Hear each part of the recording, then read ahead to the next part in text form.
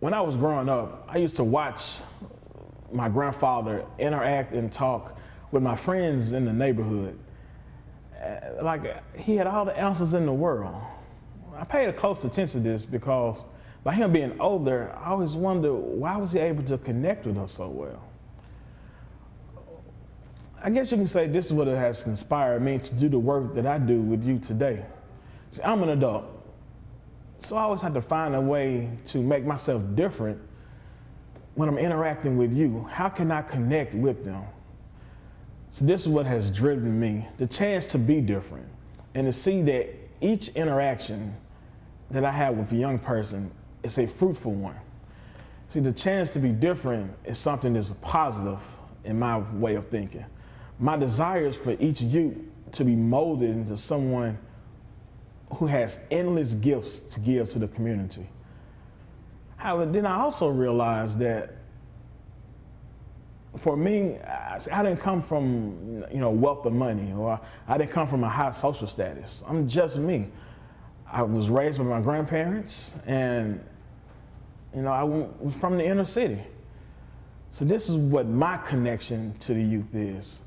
See, through my work with bridge builders, this is when I really realized my true gift for our youth, and that is the gift of listening and presence. Just that simple. So many of our youth aren't listened to. They're always told what to think or how to think. So just providing them some ears to listen to their story. I've had the chance to interact with students from single parent households, two parent households, from parents who have adoptive parents and guardians. I remember there's one opportunity with this young man who was from a single parent household, and he was doing some activities, but he was struggling with them. He didn't know how to express himself. And when I had a chance to sit down and talk with him, he said that his mom just don't understand what it's like for a male to grow up in our society. He didn't have anyone to talk to. The students at school made fun of him. So just listening to him, the first thing I told him was, you have the power of ownership. You have the chance to make a difference in your life. See, it doesn't matter where you're at school, you're at home, you're on the basketball court. When you actually see what you have within yourself and know that no one else has that, you're going to be the one that's going to make some strides to set our community in a perfect place. See, I can sit here and say that, I've done this and I've done that, but I'll be the first to show and the first to tell that because of the youth, I am who I am today.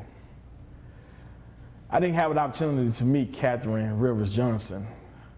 However, I do believe I'm much like her. She was dedicated to molding our youth to being something special for our community.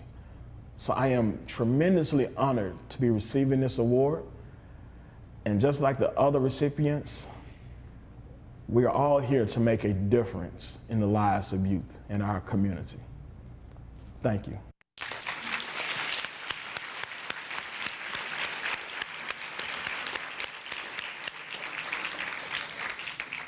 Like I said earlier, I was really honored to have an opportunity to meet this young man. And at this time, I would like to present to you a man who bleeds blue as a graduate from the University of Memphis and a lover of the Memphis Grizzlies, and whose motto is to trust the process. And I think he has definitely trusted the process as he's striven and strived so long and so hard to make a difference in the lives of youth. At this time, without further ado, I would like to introduce to you Mr. Mario Hendrix.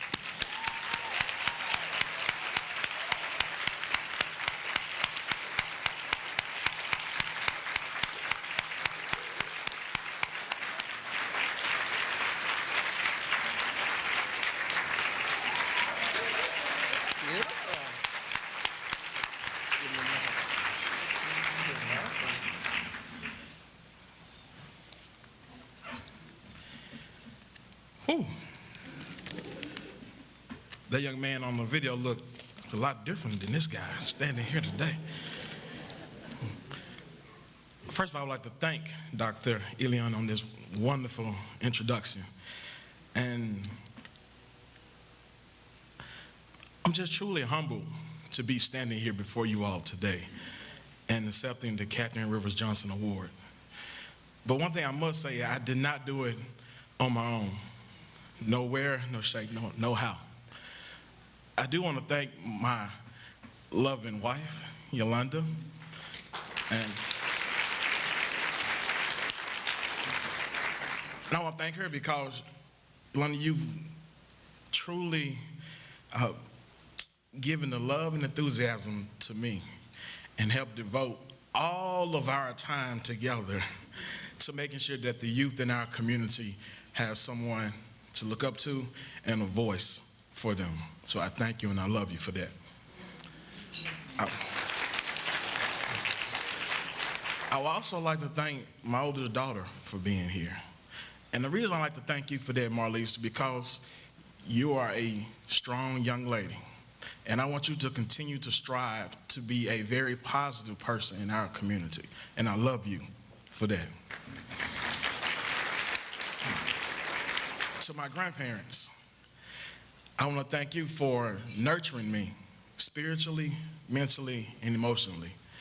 But beyond that, thank you for making sure that every person that I meet in society to see the best in them. I thank you for that. To my recommenders, Becky Wilson, Jim Boyd, Megan Richardson, I would like to thank you all for your endless support. My very first plane ride was to, I said this right, my very first plane ride was to South Africa. And yes, exactly. And Becky and Jim were there to support me there. So I thank them for their courage and allowing my gifts to flourish in our community. So I thank you. To my entire Bridges family, those that are here, those that are not able to be here, but I see each and every one of your faces. And I tell you, the work that we do every day is astonishing. It's wonderful. And I thank you for allowing me the opportunity to grow through you. So I thank you for that. And lastly, to all of the adults in the room, I want you to remember this. There is a sparkle of light in every young person that we encounter every day. So just like Cathryn Rivers Johnson dedicated her life to the youth, my challenge is for you. This is something really, really simple. When you leave here tonight, I want you to find a young person. Now, there are many in this room right now, and there are some that will be honored today. But find a young person. Tell them one positive thing and follow that with the "I believe in you." Watch the smile that's on their face. It's priceless. Thank you for the selection committee for this wonderful opportunities and the wonderful award. Thank you, Dr. Elian, again for the introduction. Thank you all for a wonderful, wonderful opportunity. Have a wonderful night.